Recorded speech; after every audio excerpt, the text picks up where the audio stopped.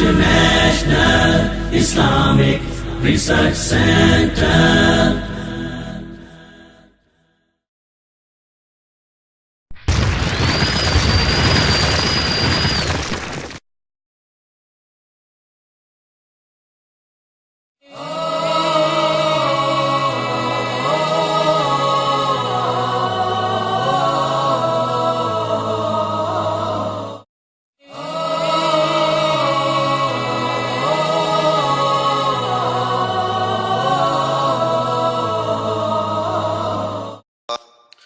السلام علیکم ورحمۃ اللہ وبرکاتہ.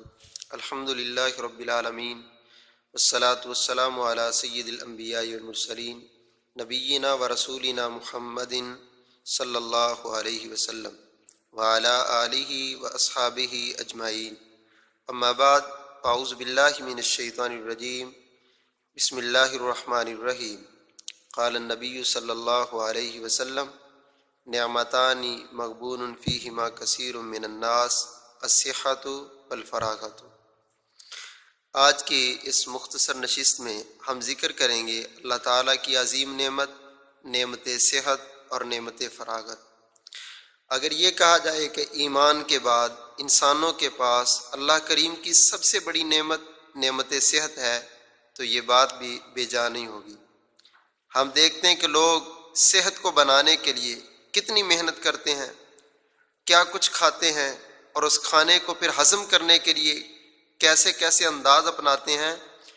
تو ان سب کچھ کے پیچھے اصل چیز صحت ہے. تاکہ صحت ہوگی تو انسان زندگی اچھی گزارے گا، معاملات اچھے چلیں گے. اگر صحت ہی نہیں ہوگی تو انسان سے بہت سارے کام رہ جائیں گے، وہ نہیں کر سکے گا. تو یہ نعمت صحت اللہ تعالیٰ کی کتنی بڑی نعمت ہے. اس کا احساس بندے کو اس وقت ہوتا ہے جب دسترخواں پر 20 کھانے لگے ہوئے ہوں اور بندہ ان سب کھانوں کو دیکھ تو سکتا ہے مگر ان کھانوں میں سے کسی کھانے کو کھا نہیں سکتا. تب پتہ چلتا ہے کہ اللہ تعالیٰ کی نعمت صحت یہ کتنی بڑی نعمت ہے. اللہ اکبر کبیرہ. صرف اس سے ہی نہیں بلکہ رسول اللہ صلی اللہ علیہ وسلم نے اس حدیث میں کس قدر انسانوں کو ترغیب دلا کے فرمایا کہ اللہ تعالیٰ کی 2 نعمتیں ایسی ہیں جو بہت سارے لوگوں کے پاس موجود ہیں مگر ان نعمتوں سے وہ فائدہ نہیں اٹھاتے، ان سے غافل ہیں. ان میں سے پہلی نعمت الصحۃ، صحت ہے. صحت کا تعلق جسم کے ساتھ بھی ہے اور روح کے ساتھ بھی ہے. جسمانی صحت یہ ہے کہ انسان کے پورے جسم میں کوئی بیماری نہ ہو، انسان کے پورے جسم میں کوئی ایسی کیفیت پیدا نہ ہو جائے جس کی وجہ سے انسان کام نہ کر سکے، معاملات نہ کر سکے. تو یہ اللہ کی بہت بڑی نعمت ہے، جسمانی صحت بھی. اسی طرح روحانی صحت بھی اللہ تعالیٰ کی بہت بڑی نعمت ہے، بلکہ روحانی صحت تو جسمانی صحت سے بھی زیادہ ضروری چیز ہے. جسمانی صحت اللہ اکبر کبیرہ کتنی بڑی نعمت ہے کہ اس صحت والی زندگی میں انسان جو اعمال کرتا ہے وہ اعمال انسان کے لیے بڑے فائدہ مند ہوتے ہیں. رسول اللہ صلی اللہ علیہ وسلم نے فرمایا زندگی میں انسان پر ایک موقع ایسا آتا ہے کہ بندہ بیمار ہو جاتا ہے. اب بیمار ہو کے اس کی وہ جو روٹین تھی، وہ جو کیفیت بنی ہوئی تھی نیکیوں والی، تہجد پڑھنے والی، اشراق پڑھنے والی، قرآن مجید کی تلاوت والی، راتوں کو قیام والی، صدقات و خیرات والی، نیک اعمال والی، اعمال صالحہ والی، وہ کیفیت ٹوٹ جاتی ہے، ختم ہو جاتی ہے.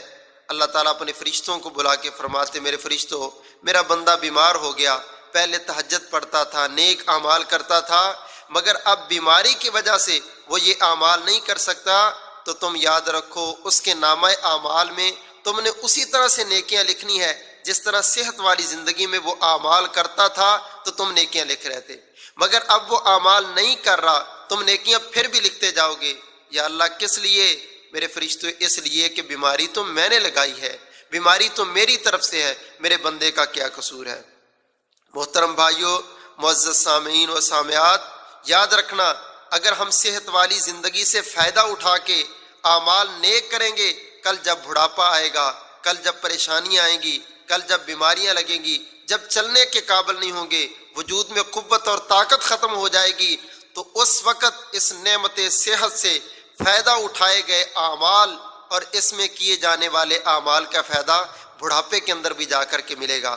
اسی لیے سرتاج دو عالم صلی اللہ علیہ وسلم عائشہ رضی اللہ تعالیٰ عنہ کو مخاطب کرتے ہیں اور فرماتے ہیں عائشہ اعمال ایسے کیا کرو جن اعمال میں ہمیشگی ہو، اگرچہ وہ اعمال تھوڑے ہی کیوں نہ ہوں۔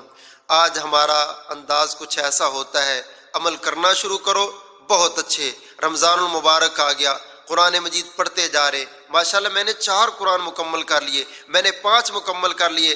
رمضان جیسے ہی گیا، اگلے رمضان تک پورے سال کے 11 مہینوں میں ایک دفعہ بھی قرآن مجید ہم مکمل نہیں کر سکتے، اس لیے کہ ہم نے سمجھا کہ شاید کچھ دن نیکیاں کرنے کے لیے اللہ تعالیٰ نے مختص کیے ہیں۔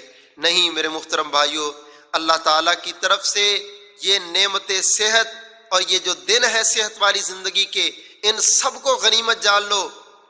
دیکھ لو اللہ تعالیٰ نے تو مہینے میں 30 دن بنائے ہیں، قرآن کے 30 پارے بنائے ہیں۔ بندے کو سمجھایا جب پہلی تاریخ آئے پہلا پارا پڑھ، دوسری آئے دوسرا پڑھ، تیسری آئے تیسری پڑھ، جب 30 دن مکمل ہو جائیں تیرا قرآن بھی مکمل ہو جائے۔ سبحان اللہ، صحت والی زندگی سے فائدہ اٹھانے والا بندہ کبھی ان دنوں کو اپنے آپ سے دور نہیں کرتا، غفلت سے ان دنوں کو نہیں گزارتا، سستی نہیں کرتا، بلکہ بڑی چکنا زندگی گزارتا ہے تو اللہ تعالیٰ کی طرف سے کیا انعام ملتا ہے۔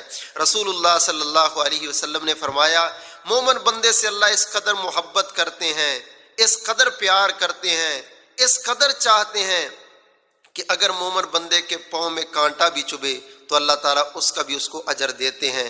مومن بندہ کوئی چیز رکھ کے بھول جاتا ہے، وہ یاد کرتا ہے میں نے چیز کہاں پر رکھی تھی، وہ کہاں پر چیز میری پڑی ہے، یہ جو سوچ کی وجہ سے اس کو تکلیف ہوتی ہے تو اللہ تعالیٰ اس چھوٹی سی تکلیف پر بھی اس کو اجر دیتے ہیں، اس کے نامہ اعمال میں ثواب لکھا جاتا ہے۔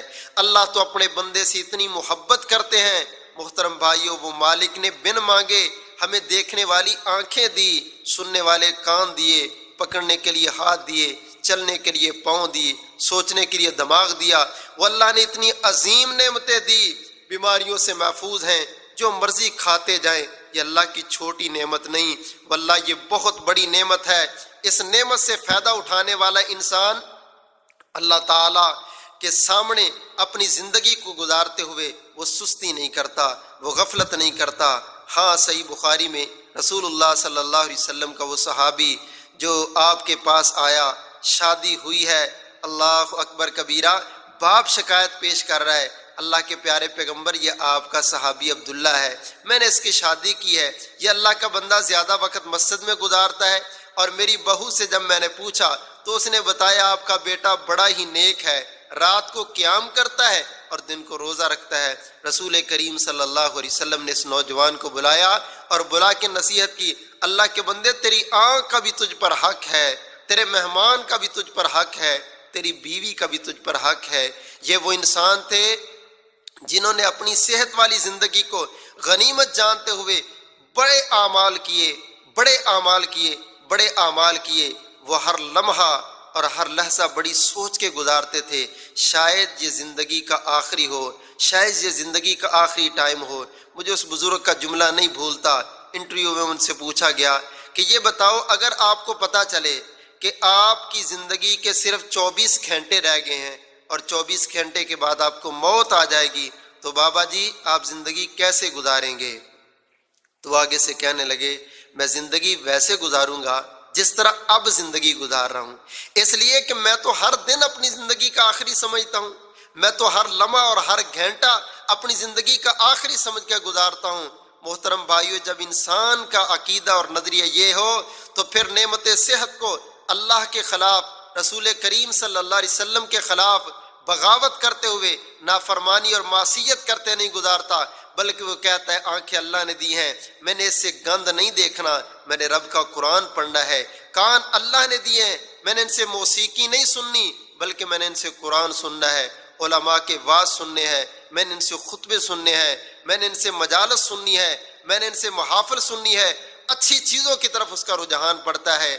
ہاں اللہ تعالیٰ کی عطا یہ نعمت بہت عظیم نعمت ہے، اور رسول اللہ صلی اللہ علیہ وسلم نے اس نعمت کے ساتھ بڑا فائدہ بیان فرمایا کہ جو بندہ اس نعمت سے فائدہ اٹھاتا ہے وہ اللہ تعالیٰ کے نزدیک بڑا عقل مند انسان ہے، بڑا اچھا انسان ہے۔ آپ دنیاوی لحاظ سے دیکھیں کہ نعمت صحت اللہ تعالیٰ کی کتنی عظیم نعمت ہے، اور یہ نعمت صحت کو حاصل کرنے کے لیے کچھ تو ایسے اصول ہم اپناتے ہیں جو اصول بہت ہی عجیب و غریب ہیں۔ مثال کے طور پر انسان سمجھتا ہے صحت کی زندگی کے لیے مجھے بہت سارا کمانا چاہیے، مجھے بہت سارا مال اکٹھا کرنا چاہیے۔ نہیں، نعمت صحت کو حاصل کرنے کے لیے ایسے انداز، جن اندازوں پر پیسہ بھی خرچ نہ ہو اور آسانی سے ہو، وہ سب سے پہلا انداز یہ ہے کہ آپ مسکراتے رہیں، لوگوں کو اچھی انداز سے ملیں، لوگوں سے اچھی باتیں کریں، خود بھی خوش رہیں، گھر والوں کو بھی خوش رکھیں۔ اس کی وجہ سے آپ کی نفسیات پر ایک اچھا اثر پڑے گا، جس کے آپ کی اخلاقیات بہتر ہوں گی، آپ کے رویے میں تبدیلی آئے گی۔ اور اسی طرح دوسرا عمل ہے ورزش کرنا۔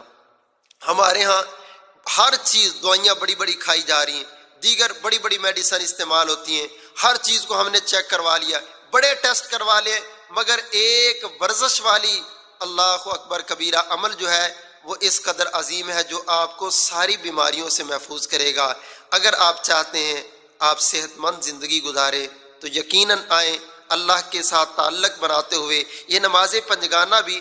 اللہ اکبر، انگریز دیکھ کے کہتا ہے کہ محمد کریم صلی اللہ علیہ وسلم مسلمانوں کے پیغمبر تو بڑے عظیم حکیم تھے، انہوں نے اپنے ماننے والوں کو ایسی ورزش سکھلائی کہ جو روزانہ 5 وقت کرتے ہیں، اس وجہ سے ان کا جسم فٹ رہتا ہے اور وہ بہتر رہتے ہیں۔ ہاں، یہ ورزش ہی نہیں، پیارے پیغمبر کی زندگی آپ پڑھ کے دیکھیں، آپ کس قدر ورزش کرتے تھے، کس قدر چلتے پھرتے تھے۔ آپ کا جسم 63 سال کی عمر میں بھی کیسا تھا، بڑا بھاری نہیں ہوا بلکہ ہلکے پھلکے تھے۔ آپ خود 63 سال کی عمر میں بھی تلوار چلانے والے تھے، میدانوں میں جانے والے تھے۔ جب بندے کا جسم فٹ ہو تو تب ہی بندہ یہ اعمال کر سکتا ہے۔ ہاں، اللہ تعالیٰ کی طرف سے یہ نعمت صحت کو حاصل کرنے کے لیے ہمیں اللہ سے تعلق بنانا چاہیے، اللہ کا ذکر کرنا چاہیے، مساجد میں چل کے آنا جانا چاہیے، یہ بھی ایک ورزش ہے۔ اور اس کے علاوہ ہمیں باقاعدہ طور پہ پارکوں میں جا کے، سیرگاہوں میں جا کے ورزشیں کرنی چاہیے، اور اس کے ساتھ ساتھ خوش رہنا چاہیے۔ جس وجہ سے صحت ملے گی تو صحت سے زیادہ فائدہ اٹھا کے ہم نیکیاں کریں گے، نیک اعمال کریں گے، جس سے ہماری دنیا بھی بہتر ہو جائے گی، آخرت بھی بہتر ہو جائے گی۔ ہم اللہ تعالیٰ سے توفیق اور دعا مانگتے ہیں، اللہ ہمیں زندہ رکھے ایمان پر، موت آئے شہادت والی مقبول موت نصیب فرمائے۔ آمین ثم آمین، وآخر دعوانا ان الحمد للہ رب العالمین۔